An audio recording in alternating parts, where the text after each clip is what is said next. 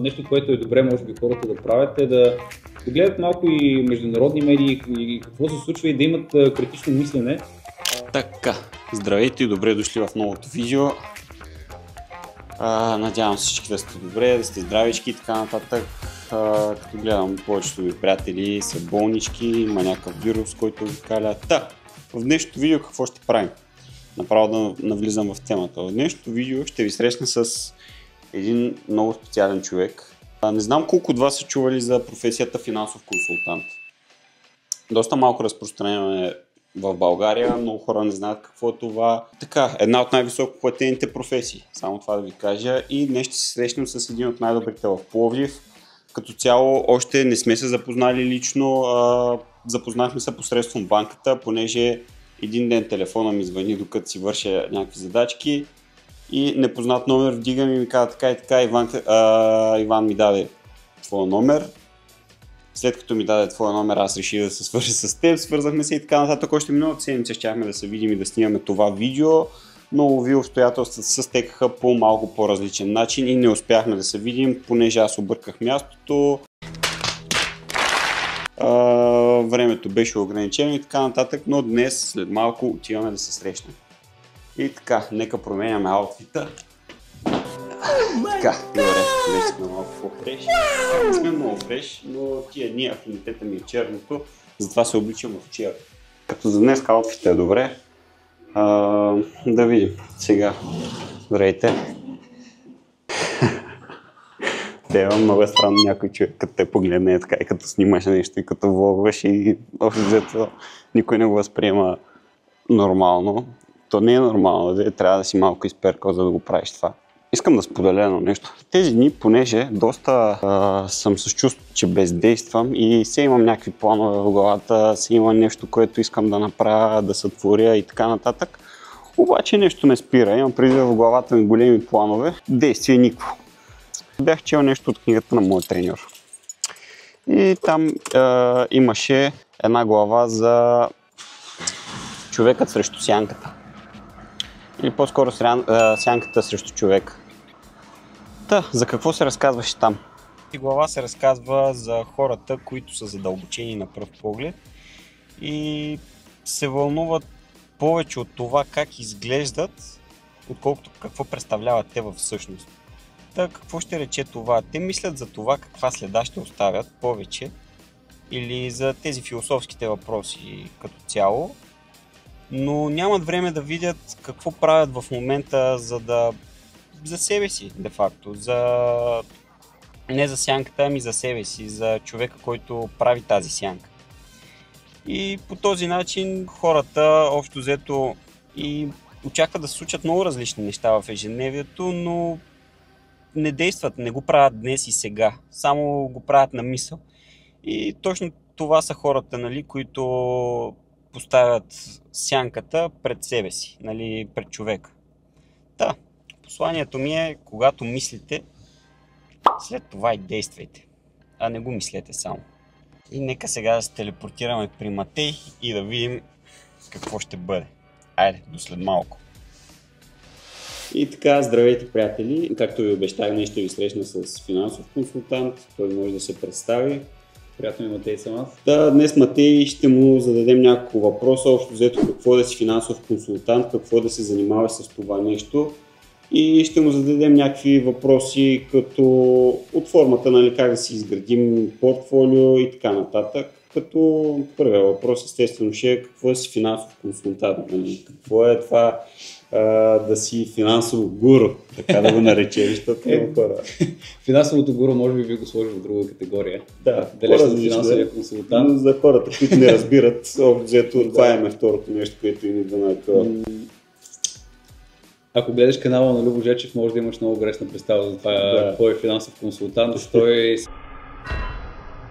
се погрижи да разпространи. То всъщност не е негова вината, да е вина на компанията, че се случиха така нещата, но принципно финансовия консултант е далеч от това, което беше представено в неговия канал. И аз много се радвам, че ми го задаваш този въпрос. Много често са ми го задавали по публични изяви и е хубаво наистина да имаме добра представа какво трябва да представлява и когато видим някой, който не отговаря на тези неща, да знаем, че той просто не се класифицира като такъв и не би трябвало да работим с него.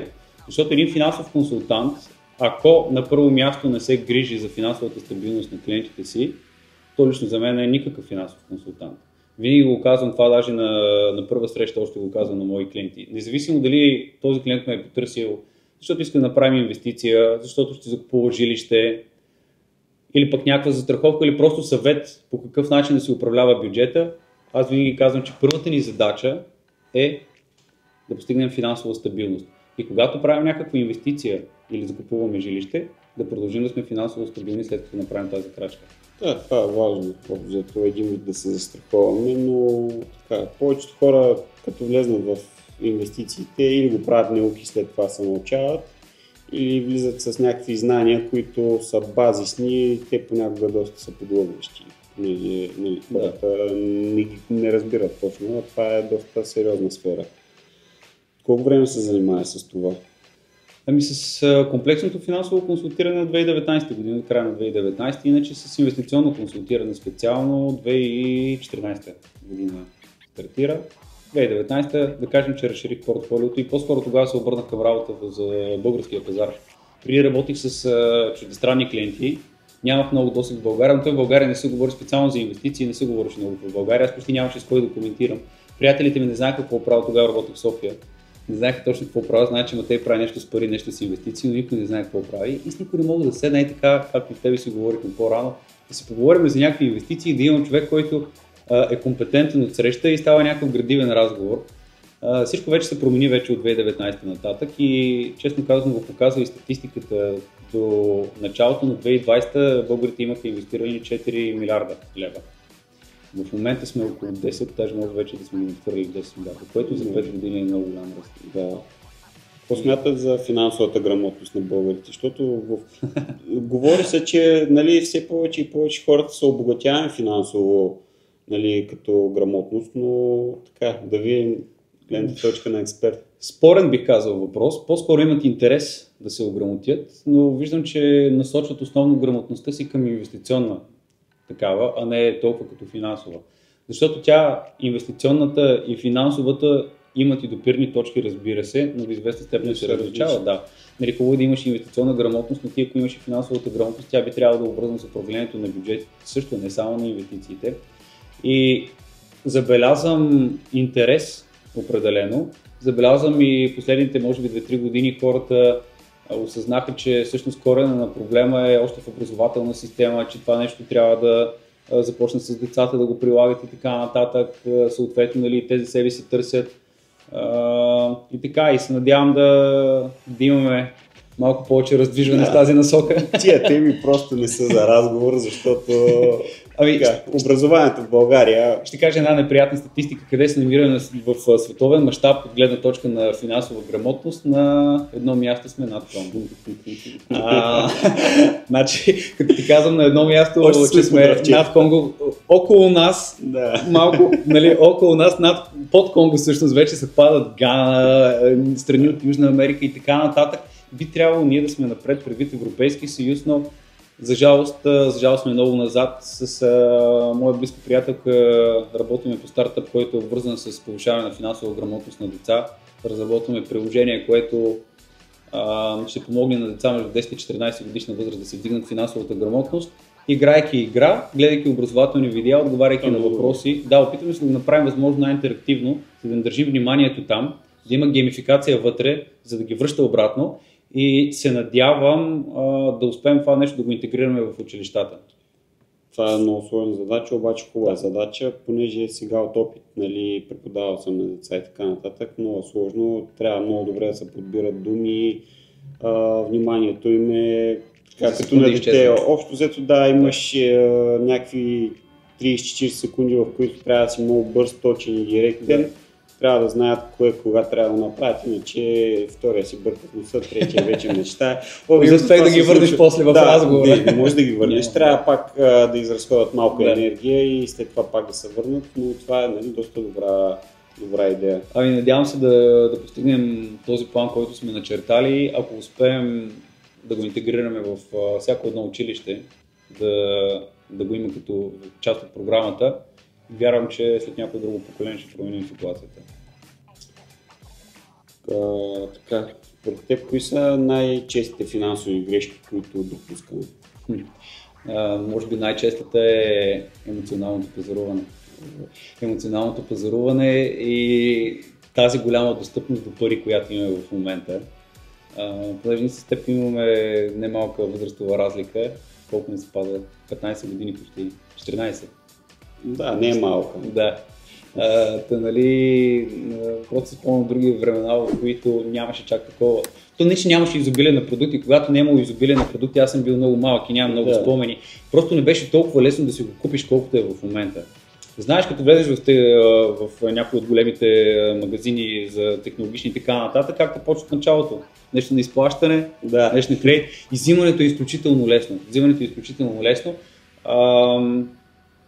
Не казвам, че е лошо и не трябва да ползваме продукти на изплащане, просто има хора, които се увличат, всичко става на изплащане и изведнъж ти имаш много голям процент от семейния бюджет, който отива на там, а лошото е, че при стоките на изплащане, сега разбира се има и безлихвени такива, но в повечето случаите плащаме над 20% лихва на година.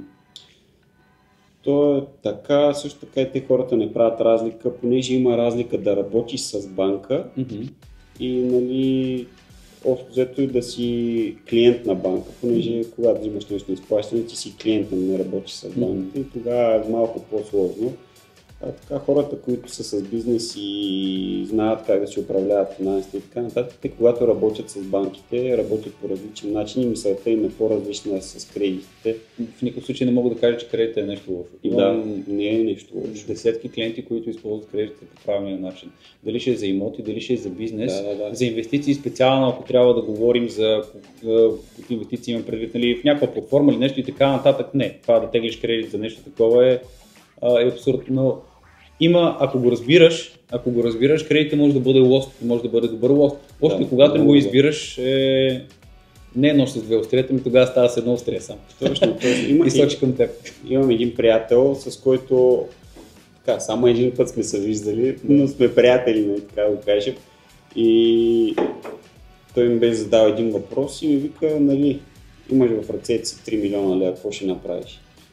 И той чу моята гледна точка и аз след като чух моята гледна точка и тогава ми се обърна гледната точка за кредитите, понеже той ми развъртя така бърза схемичка, че направо стана безумна и дума и тогава реших, че трябва малко повече да навлезна в нещата и да разбера какво са те. Добре, следващия въпрос. Според тебе как да създадем ефективен личен или семейен бюджет? В интересния си не е чак толкова сложно, стига човек да не го мързи. И защото създаването на един бюджет иска постоянство, иска дисциплина. Като човек, който се занимава с спорт от много време, знаеш колко е важна дисциплината в спорта и много често правя референция, когато създавам финансов план за мои клиенти, особено такива, които им е трудно да направят бюджет и да го следват, им правя референция точно с спорта. Следователно, за да направим един добър бюджет, днес даже го правихме с една млада дама, първо с нея начертахме какви са и разходите. Това е задължително. Всеки един от вас, нещото, което може да направи след това видео, е да седне на един лист и да си разчертае разходите. Направите ли го това, вече сте доста стъпки напред пред обикновения човек. Едно разчертаване на разходите, разбира се, приходите е лесно да ги сметнем в повечето случаи, но поне да знаем къде ни отиват парите. И понеже съм изготвил сигурно 1000 финансови плана, почти, и съм влезнал в почти 1000 домакинства, съм видял по какъв начин хората си управляват парите. Част от темите, които засягам с хората е точно начинът, по който те си разпределят парите, т.е. финансовия поток, как се случва при тях. И 80% от случаите не знаят къде им отиват парите. Тоест ние на момента чоплим да разберем къде отиват тези пари, няма проследимост. И тогава вече като разберем се вижда дали има някои места, където отиват повече от необходимото. Това е общо взето близко до това да си осъзнат и не осъзнат, защото повечето хора са се оставили на потока общо взето и доста неосъзнато вършат някакви неща, но да. Ще изкарвам повече, за да не трябва да си правя сметката. И после изведнъж се оказва, че няма нищо, че вади много пари, няма нищо за делене, деца вика. Няма абсолютно никакво значение това колко пари вадиш. Сега може би не е абсолютно никакво, но психологичен е момента. И имам хора с малък доход, които успяват да заделят, имам хора с 5-цифрен доход, които не могат да заделят. Въпросът е какъв стандарт на живот водиш ти и кои неща са ти приоритет. Защото много често хората, това съм го казвал и на обучение, на които може би ти си присъствал, подценяват това, което могат да постигнат в дългосрочен план, не надценяват това, което може да се постигне в краткосрочен. И не гледат дългосрочно на нещата. Сега ние след като разчертаем разходите, може по тях да видим дали има някакви места, на които имаме прекалено голяма финансова дупка. Но най-важното е в крайна сметка, като ударим чертата, нещо да остане. Защото идеята на бюджета е да разбереш дали имаш някои места, в които имаш прекалено голям разход, но също така да видиш какво спестяваш и ако не спестяваш нищо е голям проблем. Може би най-лесният начин да започнем, ако на човек му е трудно да води този бюджет и да се гледа разходите, фиксирана сума, която да отделиш, когато си получиш парите, да не ги пипаш тези пари, които си ги отделил, това, което си остава по сметка, трябва да изкараш месеца с него. Ако не искаш да бюджетираш и не ти се смята всеки път, като излезеш от магазина да вкараш приложението 2 лева за кафенце, 5 лева за цигари и не знам си какво си. Аз даже не го правя с приложение, аз съм си по старомодния начин пиша. Супер. По-добре се чувствам и важно е да работи за теб, разбираш ли? Да. Аз затова много често предлагам различни стратегии на клиентите ми, спрямо това разпитам го, примерно ползваш ли Revolut, повече с кеш ли си, повече с карта ли си, за да мога като им създам плана и като говорим за това бюджетиране, да го направя така, че да им е все пак малко или много в комфортната зона, т.е. да е нещо, което ти е лесно да го поддържаш като навик. Защото както и спорта, ако не го поддържаш като навик, пак се връщаме към дисциплината, ти няма да го изкараш дългосрочно. Ако си в някакъв спорт, който не ти харесва, няма да изкараш дългосрочно. Да, така е. Съответно и с финансите е по същия начин. Така че, това си го отчитам поне за мен като много голяма добавена стойност, която давам на клиентите ми, че винаги се образявам стратегията им на спестяване или каквото и да било до някаква степен и с тяхния характер, за да го направя възможно по-лесно за тях и просто в годините видях как този по-индивидуален подход, а не да работиш на шаблон, а този по-индивидуален подход дава по-голям резултат.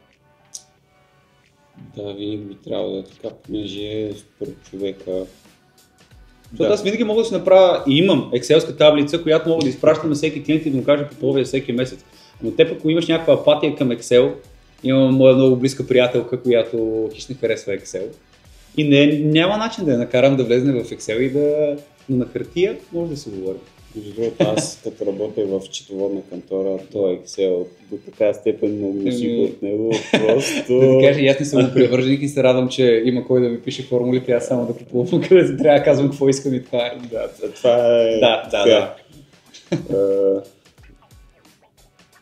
Според теб, кога е най-доброто време да започнем да инвестираме? Винаги отговорът ще е вчера. Но виж, ако се замислиш, логичният момент е в момента, в който започнеш да получаваш някакъв доход, защото ти започнеш да получаваш някакъв доход, говоря от работа, не от родители и така нататък. Разбира се, ако стига от родителите и можеш да заделиш, още по-добре да започнеш тогава, но в повечето случаи ни 50 лева на месец може да заделим. Ни 50 лева на месец на твоите години, ако ги поддържаш до 50 да ги вкарваш и след това да спреш, може да ти осигури много хубав пасивен доход, когато стигнеш пенсионен доход. Може да ти осигури пенсия, деца вика, каквато в България няма да получиш никога. Това е, че аз доста гледам мои приятели и така нататък, които съм ги подканвал така да инвестират, доста съм ги канил. Казва съм му, виж, инвестирай, аз съм доволен от този брокер, така и така, не е нещо трудно. Заделяй си, вика, те очакват печал, точно това е, което преди малко каза, те очакват от днеска за утре да стане. Ама това е, че няма как от днеска до утре да стане. Ти, за да направиш нещо, трябва да почнеш от някъде и то не напразно са казали, капка по капка вир става и по-добре така, отколкото нищо, защото ако чакаме голямата сума да имаме примерно 2-3-5 милиона и там да ги развъртим в някакви инвестиции, първо, че ще фалираме, няма да направим, защото халхабер си нямаме как се движи пазара. И ако 50 лева не можеш да го правиш, 2-3 милиона няма да ги оправиш със сигурност. Защо няма да ги оправиш, ще сме пак поредния фалирал милионер на точно. Да, виж, говорих за тези 50, мисля, че хората по-скоро трябва да разберат, че отваряйки тази инвестиционна сметка, ти не отваряш магическа сметка, просто си отваряш инвестиционна сметка, това е още една сметка, същата като банковата ти сметка, която отново има ликвидност, т.е. може да си изтеглиш парите, просто част от спестяването, спестяваш 500 лева на месец, 100 лева отиват в тази сметка, 400 лева отиват в тази сметка. В тази сметка, където ти е 100 лева, аз знам, че тези пари не ги пипам. Нали? Там те са за грот и чакам и просто ги спестявам и ги събирам. Нали? Да, хората трябва да имат и търпението това. Точно, да. Просто трябва да се превърне в навик и да не гледаме на инвестирането като някакво средство за бързи пари. За жалост, пазара е такъв в момента, заради криптото последните години, заради, бих казал, дори пазара на недвижими имоти, защото и той имаше доста голям ръст. И в двата бранша се създаде този fear of missing out. Това фоно се създаде и в двата бранша. Много хора скочиха, нали, много хора направиха и много пари, защото имаше голям гроут и в технологични компании и така нататък. И сега всеки втори е с очакването, че ще стане трейдер и ще направи някакви луди пари. Дейли трейдерите, които са наистина адекватни в България, са малко. Много са малко. Много от хората да погледнат статистиките на брокерите. Значи МИФИД, нали, европейската регулация вкара като закон преди години брокерите специално на спекулативна търговия на CFD да публикуват официално на сайта какъв е процента на загубили, какъв е процента на спечелили клиенти. Всичко, което е под 85% загубили, т.е. ако някой пише под 80-85%, че са загубилите, е манипулирана статистика. Бил съм в този бранш достатъчно време, минали са ми хиляди клиенти през ръцете. Не повече от 10-15% максимум от инвеститорите в CFD са на печалба. От печалба не значи да си издържаш семейството с това. Защото ако аз съм инвестирал $100 и спечеля $1 и си изтегля парите, се регистрирам като акаунт с печалба. И заради това казвам, че ако на сайта пише, че само 50% нали, губят, другите 50% печелят, е на 1001% манипулирана статистика. Да, това е така. То пак всичко опира до финансова грамотност и обзето.